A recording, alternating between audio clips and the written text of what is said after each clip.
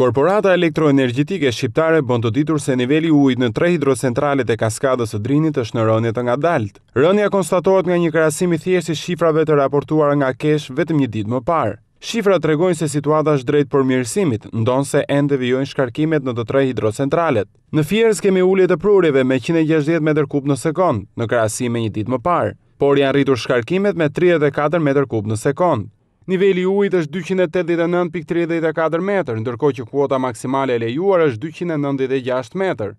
Në koma, niveli i ujit është 170.77 metër, nga 175 që është maksimalja. Në krahasim me një ditë më parë janë ulur prurjet me 175 m3 në sekond, ndërkohë që edhe shkarkimet në këtë hidrocentral janë ulur me 148 m3 për sekond. I fundit nga 3 hidrocentralet është ai i Vautodejës, i cili është në kuotën 74.23 metër, ndërkohë që kuota maksimale e lejuar është 76 metër. Në këtë hidrocentral kemi rritje të prurjeve me 39 m3 në sekond, ndërsa shkarkimet vijojnë të jenë të njëjta me një ditë më parë, pikërisht 900 m3 në sekond. Kushtet e mira atmosferike të ditëve të fundit kanë ndihmuar disi në stabilizimin e situatës në Kaskadën e Drinit, por të 3 hidrocentralet janë ende në punë me kapacitete të larta dhe nga të 3 vazhdon të shkarkohet ujë, edhe pse në sasi më të ulët se sa në ditët e kaluara.